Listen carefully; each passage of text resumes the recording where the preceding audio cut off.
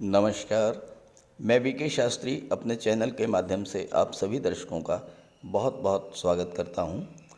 2 मई 2023 बाद दोपहर 1:49 पर धन, वैभव, ऐश्वर्य, कंफर्ट, लग्जरी, प्रेम और विवाह के कारक दैत्य गुरु शुक्र राशि परिवर्तन करके अपने परम मित्र बुध की राशि मिथुन राशि में गोचर कर चुके हैं।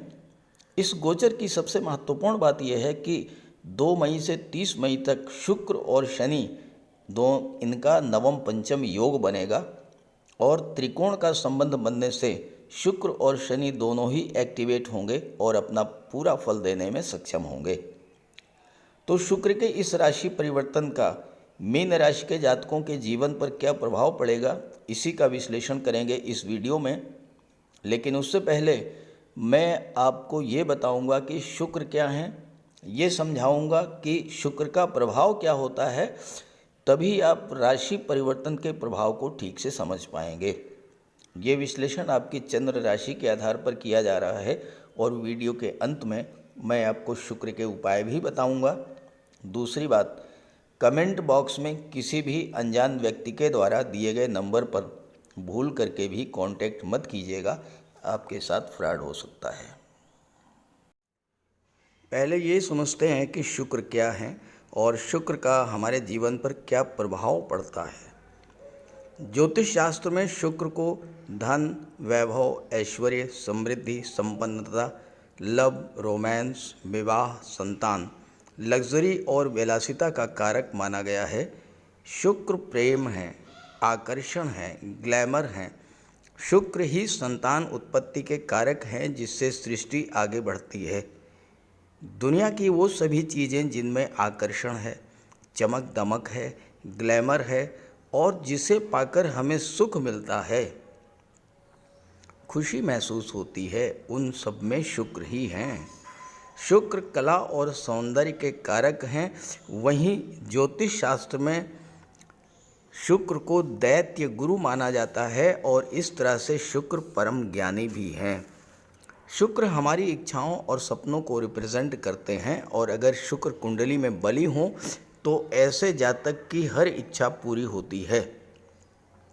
वह जातक सुख, वैभव, विलासिता का भोग करता है। ऋषि पराशर का कहना है कि शुक्र और देवगुरु दो ही ऐसे ग्रह हैं जिनमें कुंडली के सभी दोषों को दूर करने की क्षमता होती है। शुक्र व्यक्ति को अत्यंत लोकप्रिय बना देते हैं, महान पब्लिक फिगर बनाते हैं और ऐसे जातक जिनकी कुंडली में शुक्र बली हों वो कला, अभिनय, सिनेमा जगत, टीवी सीरियल या मॉडलिंग के क्षेत्र में नाम, यश और अकूत धन संपदा अर्जित करते हैं। जीवन में शुक्र का प्रभाव इतना अधिक है कि शुक्र ना हो तो जीवन बिल्कुल नीरस हो जाएगा। न धन होगा, न सुख होगा, न प्रेम होगा, न आकर्षण होगा और ना ही सुख सुविधाएं होंगी। इसलिए शुक्र को बलवान रखना जीवन के सुखों का भोग करने के लिए ज़रूरी है। इसलिए शुक्र का उपाय करते रहें। उपायों पर आगे चर्चा करेंगे। अब प्रश्न ये है कि किन जातकों पर शुक्र के राशि परिवर्तन का सर्वाधिक प्रभाव पड़ेगा। वो जातक जिनकी जीवन में शुक्र की महादशा या अंतर्दशा चल रही हो या जिनकी राशि शुक्र की राशि तुला या वृषभ राशि हो या जो शुक्र के मित्र ग्रहों की राशि मकर, कुंभ, मिथुन या कन्या राशि के जातक हों, वो विशेष तौर पर इससे प्रभावित होंगे। चलिए अब राशियों पर शुक्र के राशि परिवर्तन के प्रभाव के बारे में चर्चा करते हैं। तो ये है मीन राशि के जातकों की कुंडली। शुक्र का गोचर कुंडली के चतुर्थ भाव सुख भाव में है और शनिदेव कुंडली के 12वें भाव में गोचर कर रहे हैं।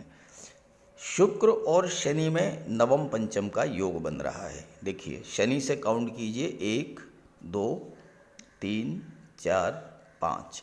तो शनि से पंचम पर है शुक्र और शुक्र से नवम पर हैं शनि। तो त्रिकोण पर हुए एक दोनों। जब दोनों ही त्रिकोण पर हैं तो शुक्र भी एक्टिव होंगे और शनि भी एक्टिव होंगे। अब यहाँ शुक्र तीसरे भाव के स्वामी होकर के और 8वें भाव के स्वामी होकर के चौथे भाव में गोचर कर रहे हैं। तीसरा भाव क्या है? तीसरा भाव पराक्रम, पुरुषार्थ, संघर्ष, tour and travel, online activities का होता है। चौथा भाव सुख सुविधाओं का होता है। तो इसका क्या अर्थ हुआ? इसका ये अर्थ हुआ कि इस समय शुक्र आपके एफर्ट्स, आपके संघर्ष के प्रतिफल में सुख प्रदान करने जा रहे हैं। शुक्र हैं सुख, कंफर्ट और लग्जरी के कारक और सुख के भाव में गोचर कर रहे हैं। शनि से त्रिकोण पर हैं तो चौथे भाव को एक्टिवेट कर देंगे। तीसरा भाव यात्राओं का होता है। छोटी छोटी यात्राओं से आपको सुख मिलेगा, यानी यात्राएं आपके लिए लाभप्रद होंगी। टूर एंड ट्रेवल से लाभ होगा, ऑनलाइन एक्टिविटीज़ से आपको लाभ होगा। और चूंकि शनि 12वें भाव को एक्टिव करेंगे तो विदेश यात्राओं के भी योग बनेगा। 12वां भाव खर्चों का है, तो खर्चे किस चीज़ पर होंगे? चौथे भाव की चीज़ों पर होंगे, यानी कि सुख सुविधा के साधन आप क्रय करेंगे, या फिर आप कोई प्रॉपर्टी खरीद सकते हैं, या मकान को रिनोवेट कर सकते हैं, मकान की साज सज्जा कर सकते हैं। मीन राशि के जातकों के जीवन में साढ़े साती के प्रथम चरण की शुरुआत हो चुकी है 17 जनवरी से। शनि 12वें भाव में एक्टिव हैं। 12वां भाव धर्म अध्यात्म का है, तो इस समय आप धर्म अध्यात्म से जितना जुड़ेंगे उतना ही आपको साढ़े साती में राहत मिलेगी। 12वां भाव जब एक्टिव होगा तो खर्चे बढ़ेंगे, और यानी आपका निवेश बढ़ेगा। आप जो निवेश करते हैं वो भी तो खर्च ही है। तो आप गोल्ड पर, प्रॉपर्टी पर या अन्य चीज़ों पर निवेश कर सकते हैं। शुक्र के प्रभाव से आपके अपने परिवार से, अपने माता से संबंध अच्छे होंगे। देखिए, चौथा भाव होता है आपका घर, आपका परिवार। आप जहाँ पर इस समय रह रहे हैं तो आपको अपने निवास स्थान पर सुख की अनुभूति होगी। निवास स्थान पर सुखों की वृद्धि होगी। कैसे? कोई मांगलिक या धार्मिक आयोजन हो सकता है, विवाह हो सकता है, संतान का जन्म हो सकता है, गृह प्रवेश हो सकता है, घर का आप डेकोरेशन करा सकते हैं, साज सज्जा के सामान घर में ला सकते हैं। ये सब शुक्र के प्रभाव से होगा। अगर आप अपने घर से दूर हैं,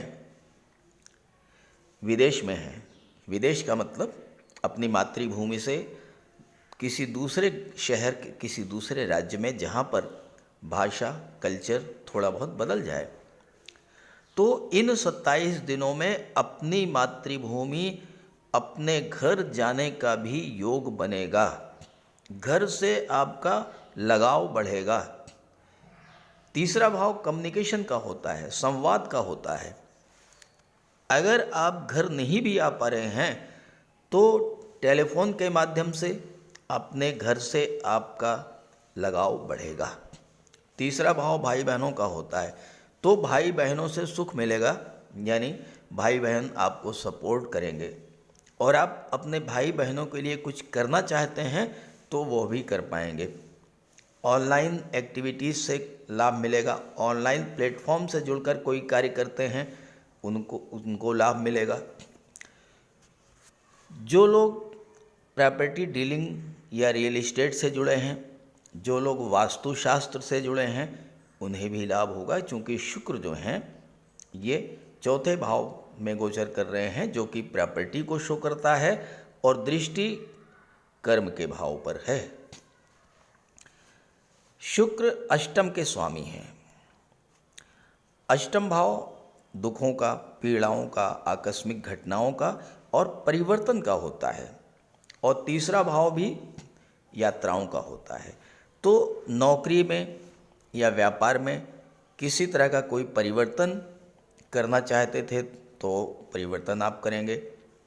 नौकरी में हैं तो आपका ट्रांसफ़र भी हो सकता है।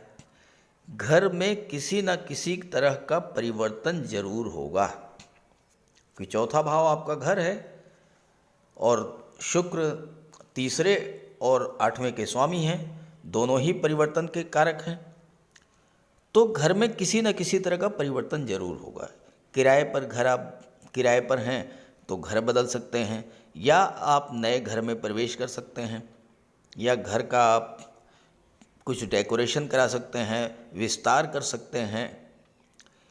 अष्टम भाव कष्टों का और पीड़ा का भी है, तो स्वास्थ्य का तो आपको ध्यान रखना ही पड़ेगा। इसके अलावा वाणी पर भी संयम रखना पड़ेगा, क्योंकि वाणी के कारण ही आपको कष्ट मिलेंगे। चूँकि मंगल भी 10 मई तक शुक्र के साथ रहेंगे, तो वाणी पर आपको विशेष ध्यान रखना पड़ेगा। अष्टम भाव गुप्त धन का है, तो शुक्र के प्रभाव से आपको गुप्त धन की प्राप्ति हो सकती है। लॉटरी से, शेयर से, कोई पैतृक संपत्ति मिल सकती है, वसीयत या विरासत के माध्यम से धन मिल सकता है। मार्केटिंग या इंश्योरेंस के क्षेत्र से या फिर ससुराल पक्ष से आपको धन की प्राप्ति हो सकती है। अष्टम भाव भूमि के नीचे के पदार्थों का होता है और शुक्र की दृष्टि दशम भाव पर, तो अष्टम भाव की चीज़ों के व्यापार व्यवसाय से लाभ मिलेगा, जैसे कि केमिकल प्रोडक्ट्स हैं, स्क्रैप है, मेटल्स है, मेडिसिन्स है, पेट्रोल है, डीजल है, गैस है, इन सब चीज़ों का। और अष्टम भाव इंश्योरेंस, मार्केटिंग, टैक्सेशन, ऑडिट, ज्योतिष, रिसर्च, तंत्र मंत्र का होता है, तो इन सब क्षेत्रों से आपको लाभ प्राप्त होगा। शुक्र की दृष्टि दशम भाव पर पड़ेगी तो कार्य क्षेत्र पर कार्य का माहौल बहुत अच्छा मिलेगा।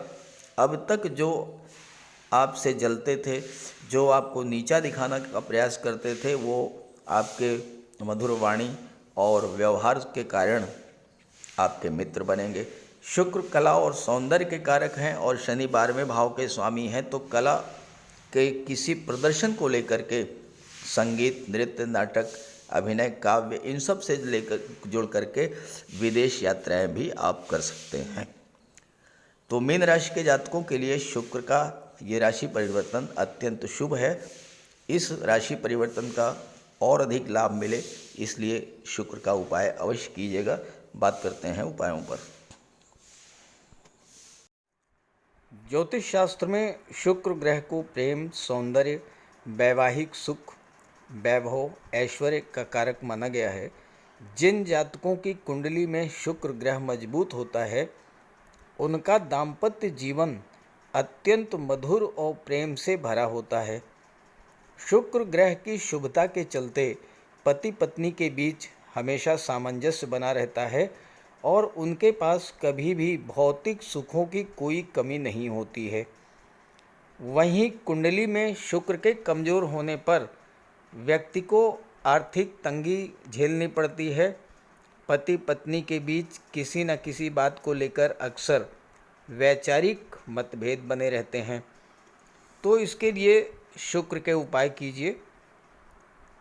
सबसे पहले माता लक्ष्मी की उपासना कीजिए और शुक्रवार के दिन श्री सूक्त या लक्ष्मी सूक्त का जाप कीजिए।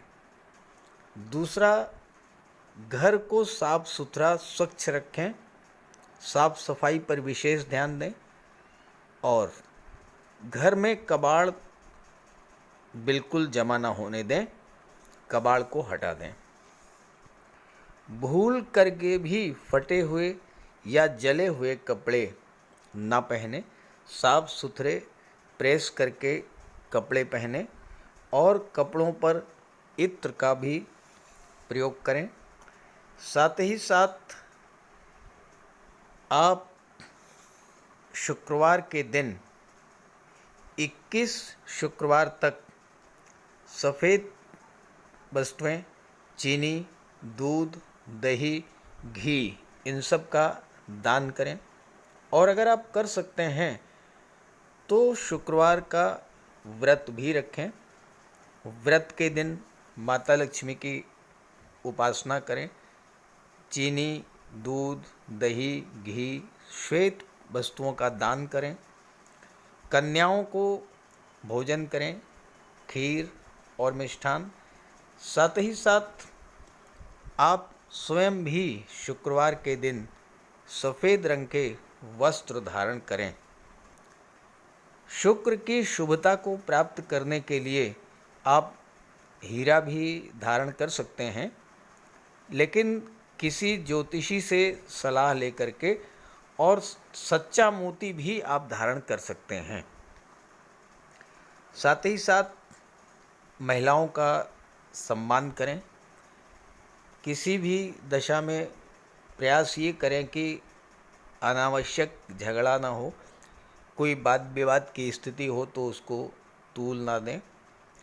और अगर आपकी कुंडली में शुक्र कमज़ोर हैं तो शुक्र से संबंधित किसी भी वस्तु का दान ना लें, और शुक्रवार के दिन भगवान भोले शंकर के मंदिर में जा कर के उनको श्वेत रंग के पुष्प अर्पित करें।